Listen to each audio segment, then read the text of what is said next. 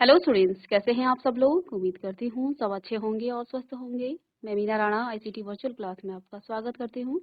Students, हम पढ़ रहे हैं क्लास 6 की हिंदी, और हिंदी में हम हिंदी व्याकरण पढ़ रहे थे, जिसमें हमने प्रीवियस लेक्चर में यहाँ पर हम क्रिया पढ़ रहे थे। ठीक है, तो आइए इसी को हम आगे कंटिन्यू करते हैं। तो चलिए चलते हैं स्मार्ट बोर्ड पर।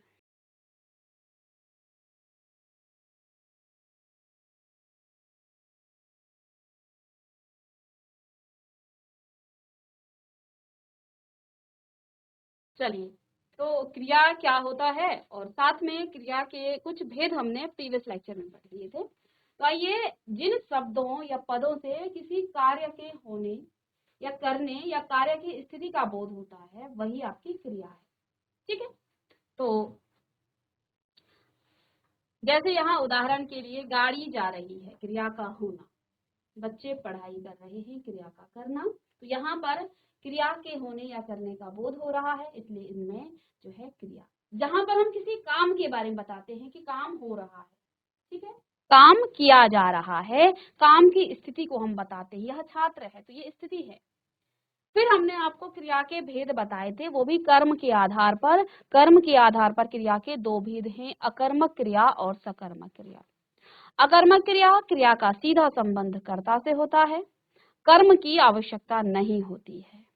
ठीक है, जैसे पक्षी आकाश में उड़ रहे हैं, बालक जाग गया है, यह विद्यालय है। देखिए, हमने इसके लिए आपको यहाँ पर एक और उदाहरण बताया था, ठीक है, जिसमें चलिए इस उदाहरण में आप देखिए बच्चों, राम ने रावण को मारा। सबसे पहले तो हमें किसी भी वाक्य में कर्म को जानना होता है। कर्म क्या होता है? देखिए, किसी वाक्य में जो काम करने वाला होता है उसे हम क्या कहते हैं? वो आपका कर्ता कहलाता है। कर्ता अर्थात काम करने वाले को, क्रिया करने वाले को हम क्या कहते हैं? कर्ता कहते हैं।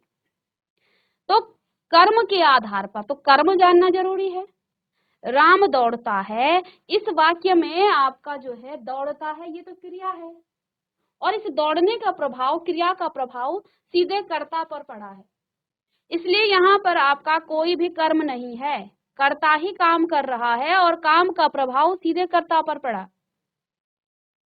दूसरा, इसी का उदाहरण देखिए ऊपर, राम ने रावण को मारा।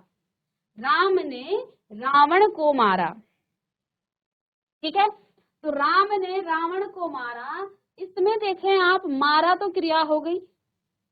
किसको मारा? अब मारा किसने? राम ने। तो राम तो कर्ता हो गया, काम करने वाला तो राम है, चाहे वो मारने का ही काम क्यों नहीं है, काम तो काम है। तो राम ने रावण को मारा, तो इसमें आपका कर्म, किसको मारा, क्रिया का प्रभाव किस पर पड़ा? अब कर्ता पर नहीं पड़ा, सीधे किस पर पड़ा? इस रावण पर पड़ा। तो राम ने काम किस पर किया? रावण पर किया, इसलिए इसमें कर्म है। रावण आपका कर्म है। तो जिस वाक्य में आपको कर्म दिखे वो सकर्मक, और जिसमें आपको कर्म ना दिखे वो आपका अकर्मक क्रिया कहलाती है। आई बात समझ में? तो यहाँ हमने कर्म के आधार पर क्रिया के दो भेद पढ़े, अकर्मक और सकर्मक क्रिया। अकर्मक क्रिया, क्रिया का सीधा संबंध कर्ता से होता है या क्रिया का प्रभाव सीधे कर्ता पर पड़ता है, कर्म की यहाँ आवश्यकता नहीं हुई। इस राम दौड़ता है, इसमें किसी कर्म की आवश्यकता थी? जबकि अगर हम यहाँ रावण ना लिखें, राम ने मारा, अब किसको मारा? इसके लिए हमें कर्म चाहिए होगा, राम ने कहीं पर तो काम किया। तो अगर हम ना भी लिखें, सीधे ये भी लिखें कि राम ने मारा, अब राम ने किसको मारा? वो इसी वाक्य को आप आधा इस तरह से लिख सकते हैं, लेकिन फिर भी तो ये प्रश्न करेगा कि किसको मारा, यानी यहाँ कर्म की आवश्यकता पड़ेगी। लेकिन यहाँ पर आपको किसी कर्म की आवश्यकता नहीं पड़ी। राम दौड़ता है तो ये हमारा कंप्लीट है, इसमें आपको किसी अन्य की आवश्यकता नहीं है, अर्थात इसमें कर्म की आवश्यकता आपको नहीं पड़ेगी। लेकिन जो सकर्मक होगा, जो सकर्मक जो वाक्य होगा, क्रिया होगी, उसमें आपको आवश्यकता पड़ेगी कि राम ने मारा, किसको मारा? रावण को मारा या किसी अन्य को मारा। ठीक है, तो इसमें कर्म की आवश्यकता। राम ने खाया, क्या खाया? कुछ तो खाया होगा, तो कर्म तो खाने, जो भी खाया उस पर जो है उसने कर्म किया।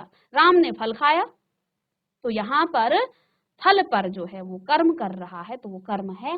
तो ये आपका, तो अकर्मक क्या हो जाता है, क्रिया का सीधा संबंध कर्ता से होता है और कर्म की इसमें आवश्यकता नहीं होती है, लेकिन जबकि सकर्मक में इसमें कर्म की आवश्यकता होती है। क्रिया से पहले क्या किसे लगाएं और उत्तर नहीं मिले, जैसे रमेश भाग रहा है, इसकी पहचान कैसे करें, क्या और किसे लगाने पर आपको जो है उत्तर ना मिले तो वो आपका अकर्मक है। क्या भाग रहा है, तो देखिए क्या जो है आप सजीव के लिए नहीं कर सकते हैं, ठीक है। हम सजीव के लिए कौन प्रश्न करते हैं, क्या नहीं, कौन, सजीव के लिए कौन प्रश्न किया जाता है, क्या नहीं। किसी भी सजीव के लिए आप इस तरह का प्रश्न नहीं करेंगे, ठीक है ना। किसी मनुष्य के लिए आप ये थोड़ी कहेंगे कि आप क्या भागा, ठीक है, कौन, कौन भागा। तो जब भी आपके पास कोई सजीव व्यक्ति हो या कोई सजीव हो, उसके लिए आप कौन प्रश्न करेंगे, क्या नहीं। तो यहाँ पर आपको क्या और किसे प्रश्न लगाना है, उत्तर नहीं मिले तो वो आपका क्या है, अकर्मक क्रिया है। क्रिया से पहले कौन, कहाँ, कैसे नहीं लगाएं, ये नहीं लगाना है आपको, ठीक है, ये आपको नहीं लगाना है। तो इसमें जो है नीचे हमने बताया था कि इनमें हमेशा ही आपका अकर्मक क्रिया होती है, ये भी आप कल की क्लास में लिख चुके थे। अकर्मक क्रिया के भी आपको यहाँ पर हमने भेद बताए थे। इसमें स्थित्यर्थक क्रिया आपकी है, क्रिया एक ही स्थान पर होती है जहाँ, और उसकी स्थिति जो है स्थिर रहती है।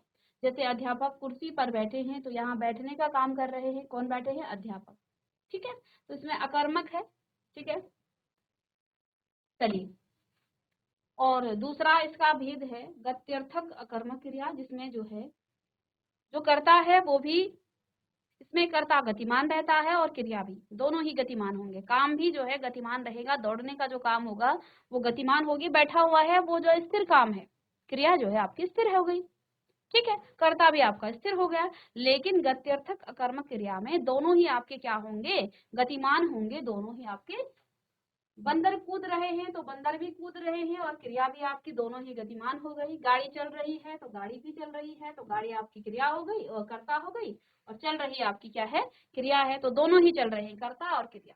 पानी तेज बह रहा है, इसमें भी बच्चे कूद रहे हैं, इन सभी में आपकी ये गति है। अपूर्ण अकर्मक क्रिया, वाक्यकर्ता क्रिया की दृष्टि से पूर्ण होते हुए भी पूरक पद के बिना अपूर्ण प्रतीत होता है। पहचान, कौन लगाने पर जिज्ञासा बनी रहे, जैसे वह है। अब देखो, अपूर्ण अकर्मक क्रिया, वह है, वह कौन है, इसमें आपको कौन लगाने पर जिज्ञासा बनी है। देखो ये है तो एक वाक्य, लेकिन ये अपूर्ण है और इसमें अकर्म है, अकर्मक है, इसमें कर्म नहीं है और ना ही इसमें कर्म आएगा। मीठा है, अब क्या है मीठा, ये भी बताना है। वह अब धनी हो गया है, वह, तो यहाँ पर आप कौन प्रश्न लगाने से आपकी जिज्ञासा बनी रहती है। साथ में इसमें आपका अपूर्ण ये क्रिया है, इसमें जो है आवश्यकता है किसकी, कर्ता की, इसमें कर्ता नहीं बताया गया है, ठीक है। तो ये आपकी अपूर्ण अकर्मक क्रिया है। सकर्मक क्रिया के बारे में बताया था कि जहां पर आपका क्या हो, कर्म हो, कर्म सकर्मक पहले ही बता चुके हैं। शनि ने रामायण पढ़ी, तो शनि ने काम किस पर किया, पढ़ी, पढ़ने का काम हुआ है, क्या पढ़ा है, रामायण पढ़ी है। किसने पढ़ी, ये कर्ता हो गया, ये कर्म, उसने काम किस पर किया है, रामायण पर, और काम क्रिया क्या हुई है, पढ़ने का। सिपाही देश की रक्षा करते हैं, सिपाही क्या करते हैं, देश की रक्षा करते हैं, रक्षा करते हैं, किसकी रक्षा करते हैं, देश की रक्षा करते हैं, ठीक है। अध्यापक छात्रों को पढ़ा रहे हैं, तो यहाँ पढ़ा रहे हैं, ये तो क्रिया हो गया, कर्ता आपका अध्यापक हो गया, किसको पढ़ा रहे हैं, छात्रों को, तो छात्रों पर यहाँ पर क्या हो रहा है, कर्म, ये। तो क्रिया पद से पहले आप क्या और किसे लगाएं तो आपको जो है इसका उत्तर मिल जाएगा। अब आगे सकर्मक क्रिया के भी हम यहाँ भेद, हमने एक भेद पढ़ लिया था, पूर्ण एक कर्मक क्रिया, पूर्ण एक कर्मक, जिसमें एक ही आपकी क्या हो, क्रिया हो, एक ही आपका कर्म हो, पूर्ण एक कर्मक क्रिया, इसमें एक कर्म होता है और अर्थ पूर्ण स्पष्ट होता है, कर्म एक ही है। वेद व्यास ने महाभारत, चलिए इसको हम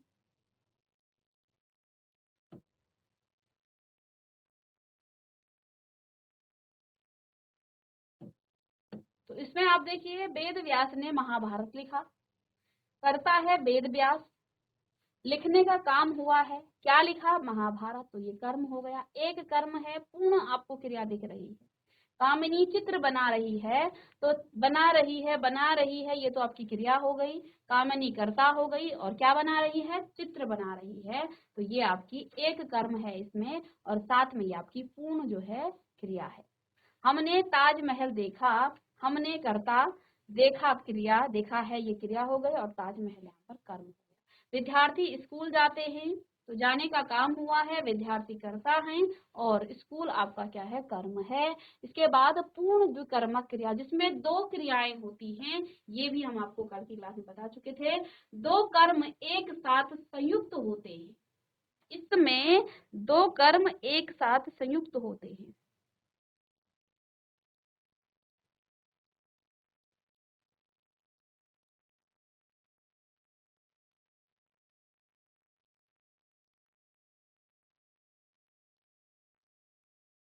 जैसे अब इसमें एक पहला जो है सजीव और दूसरा आपका निर्जीव होता है।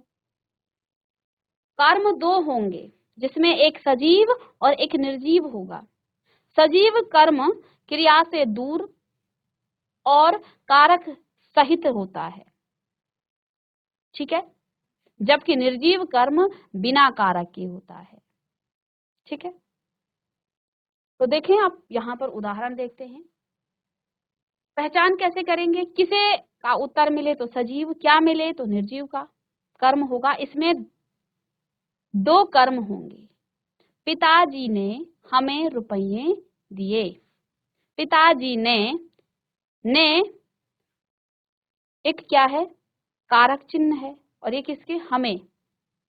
पिताजी ने हमें रुपये दिए, तो हमें जो है किसे दिए? हमें दिए, तो ये आपका सजीव कर्म, और क्या दिए? रुपये दिए, तो ये आपका निर्जीव। दूसरा उदाहरण देख लीजिएगा। मैंने कुत्ते को खाना खिलाया, तो काम करने वाला मैंने, यानी ये तो कर्ता हो गया। खिलाया ये क्रिया हो गई। प्रश्न करना है, किसे? कुत्ते को। किसे? किसे खिलाया?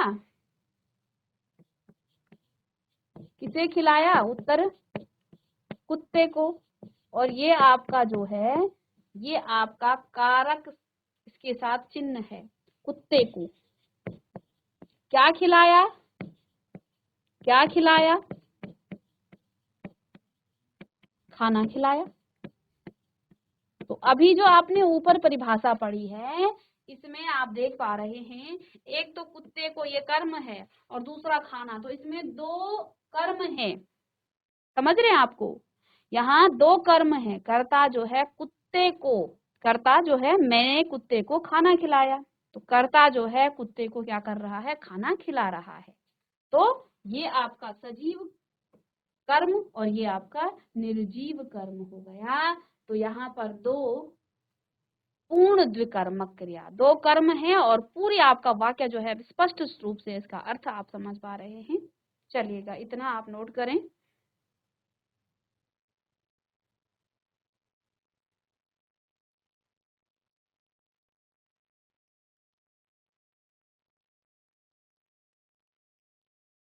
और इसके बाद एक और यहाँ पर इसका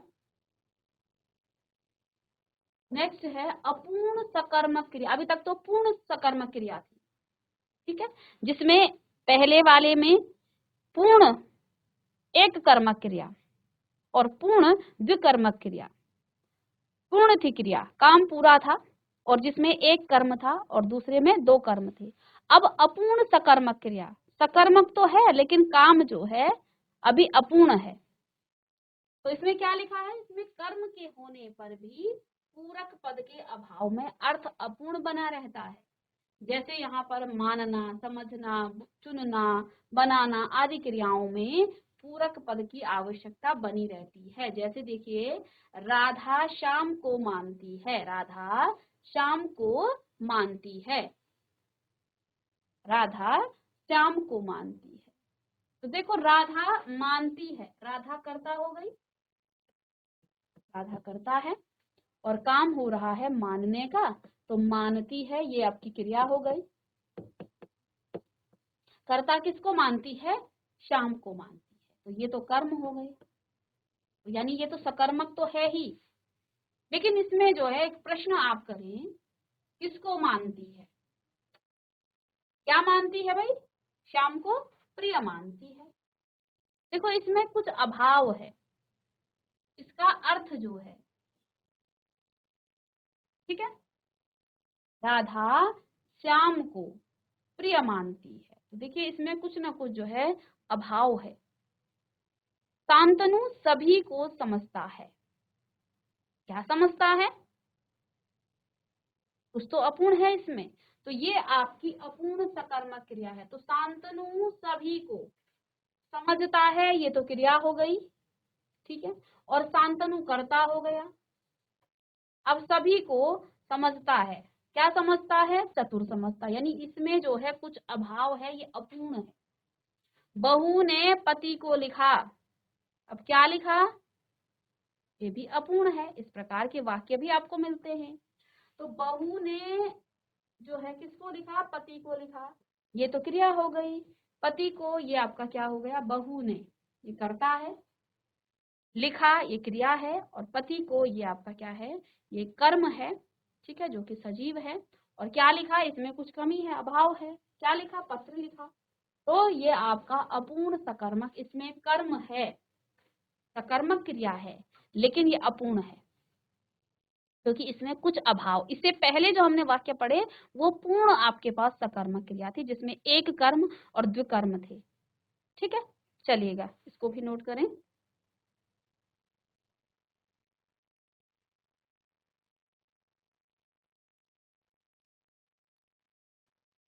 अब कई बार आपको अकर्मक क्रिया से सकर्मक क्रिया में परिवर्तन करना आता है। कई क्रियाएं ऐसी हैं जो अकर्मक हैं, उसको आप सकर्मक बना सकते हैं।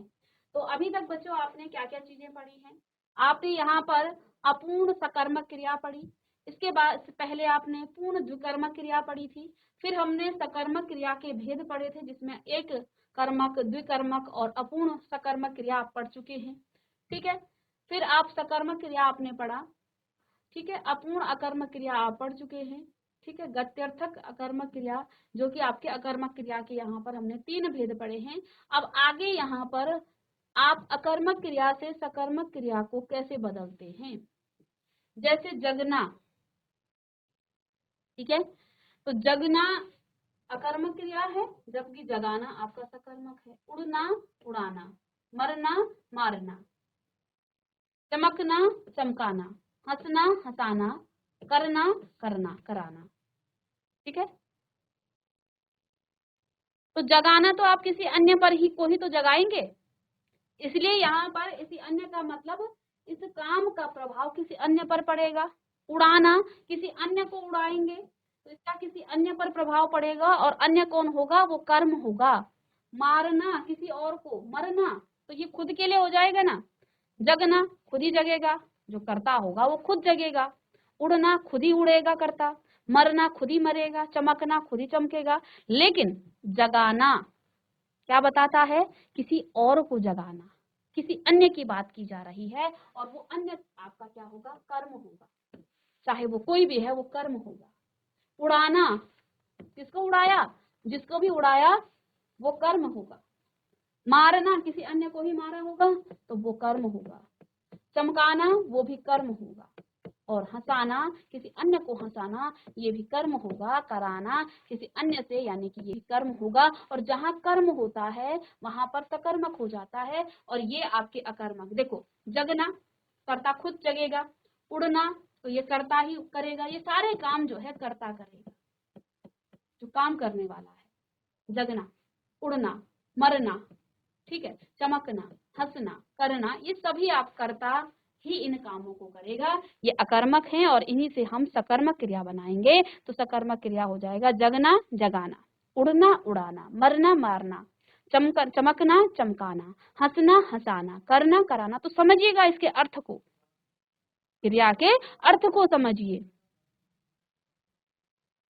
ठीक है। चलिए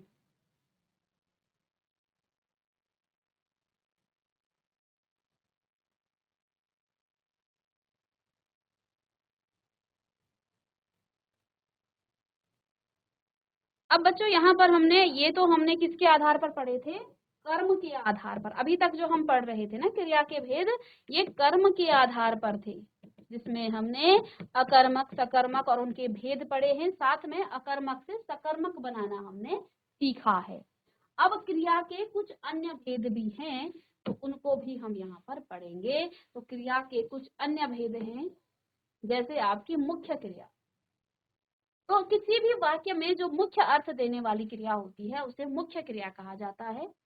जैसे नेताजी भाषण दे रहे हैं, नेताजी भाषण दे रहे हैं, तो ये आपका क्या है? दे रहे हैं, ये आपकी मुख्य क्रिया हो गई। तुम अब जा सकते हो, तो जा सकते हो ये आपकी मुख्य क्रिया हो गई। हमें जीवन में चलते रहना है, गीता पत्र लिख रही है, ये सभी आपकी मुख्य क्रिया है। तो किसी भी वाक्य में मुख्य अर्थ देने वाली जो क्रिया होती है उसे मुख्य क्रिया कहा जाता है, उसे कहते हैं मुख्य क्रिया।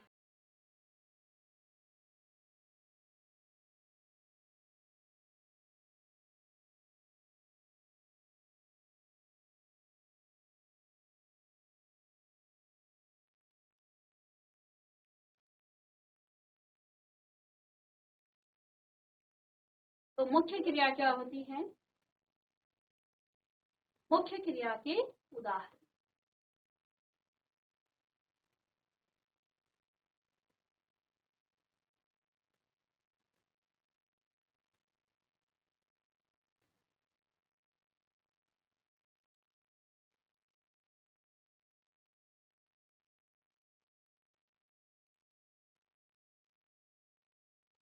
कुछ सरल भाषा में यदि हम मुख्य क्रिया के कुछ उदाहरण देखें, तो वह खाना खाता है, वह खाना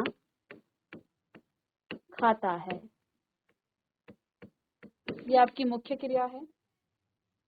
खाना हो गया जैसे ना। जाना, मैं स्कूल गया, मैं स्कूल गया, मैं स्कूल गया, ये भी आपकी क्या है? एक मुख्य क्रिया है। लड़की हंसती है, या फिर छात्र किताब पढ़ते हैं, छात्र किताब पढ़ते हैं, ये आपके सभी क्या है? मुख्य क्रिया। चलिए, सहायक क्रिया, मुख्य क्रिया की सहायता करने वाली सहायक क्रिया कहलाती है।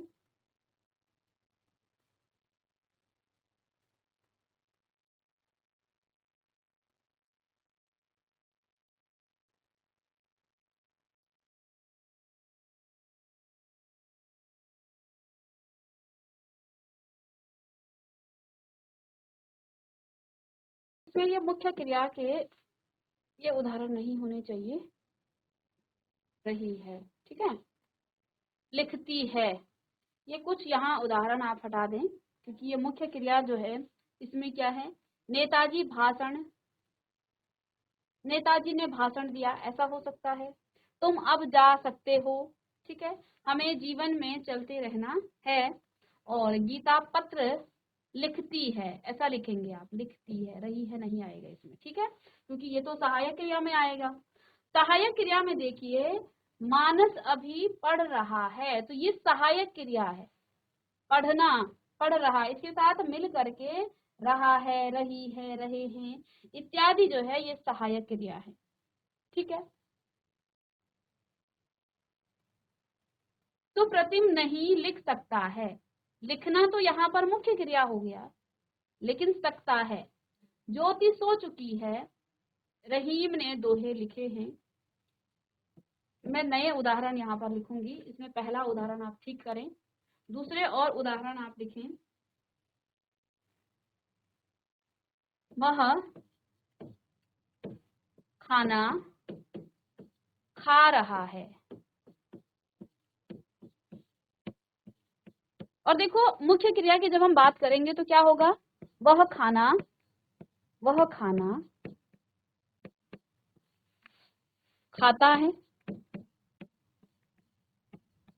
ये मुख्य क्रिया हो गया।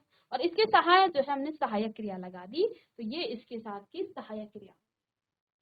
ठीक है,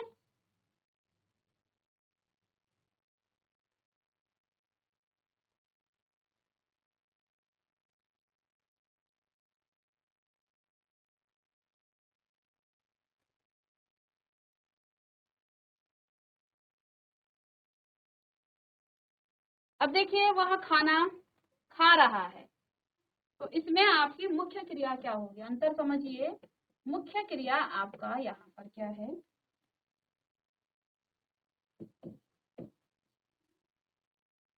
खा। ठीक है, मुख्य क्रिया यहाँ पर खा है। ठीक है, और रहा है ये इसके साथ सहायक क्रिया हो गई, सहायक क्रिया। तो इसको पूरे को ये क्या कर रहा है, पूर्ण कर रहा है इसकी सहायता करके। ठीक है,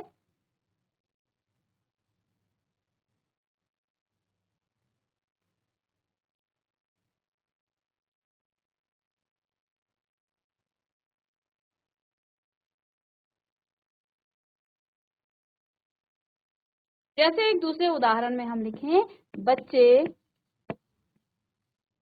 बच्चे सो जाएंगे,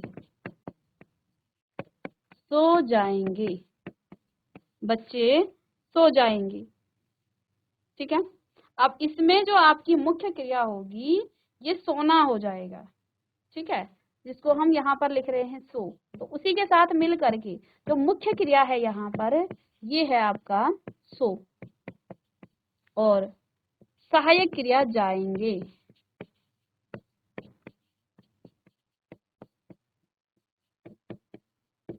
ठीक है, अब इसका जो है आगे आप सोना। ठीक है, तो बच्चे सो जाएंगे, इसमें मुख्य क्रिया आपकी सो, और जाएंगे ये क्या कर रहा है, इसकी सहायता कर रहा है, बच्चे सो जाएंगे। ठीक है ना, तो मुख्य क्रिया तो सोना हो गया, लेकिन जाएंगे ये जो है इसकी काल को बता रहा है कि आप सो जाएंगे। ठीक है, चलिए जैसे एक और उदाहरण यहाँ पर देखिए, हम दोनों को अंतर लेकर चलेंगे। हमें पढ़ना चाहिए, हमें पढ़ना चाहिए,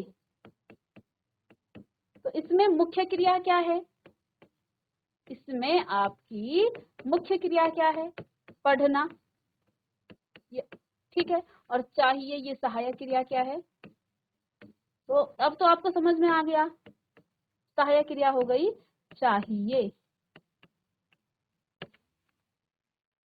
तो मुख्य क्रिया और सहायक क्रिया में यहाँ पर अंतर भी हमने सीखा, तो इनको मत लिखिएगा आप, उदाहरण में थोड़ा सा इसमें मिस्टेक है, तो इनको मत समझिए। यहाँ से हम जो उदाहरण लिख रहे हैं वह खाना खा रहा है, तो यहाँ मुख्य क्रिया क्या हो गई, खा, जिसका इसको आप खाना भी कह सकते हैं ना, खा रहा है, ये आपकी सहायक क्रिया हो गई। दूसरा उदाहरण क्या है, बच्चे सो जाएंगे, तो मुख्य क्रिया हो गई सो, और सहायक क्रिया जाएंगे, वह खाना खाता है, इसमें खाना। ऐसे ही हमें पढ़ना चाहिए, हमें पढ़ना चाहिए, तो यहाँ पर पढ़ना तो आपका मुख्य क्रिया हो गया, और सहायक क्रिया क्या हो गई, चाहिए। ठीक है, तो यहाँ पर आपके कुछ उदाहरण हैं जो आपकी मुख्य क्रिया और सहायक क्रिया से आधारित हैं। ठीक है, चलिए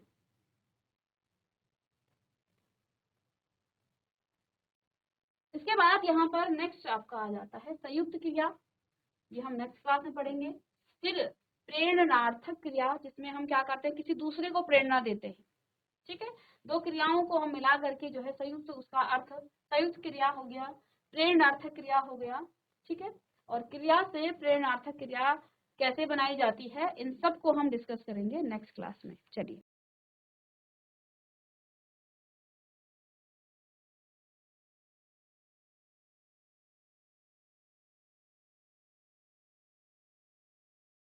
तो स्टूडेंट्स, आज की क्लास में हमने कर्म के आधार पर क्रिया के भेद पढ़े, और साथ में क्रिया के कुछ अन्य भेद भी यहाँ पर हमने पढ़े हैं।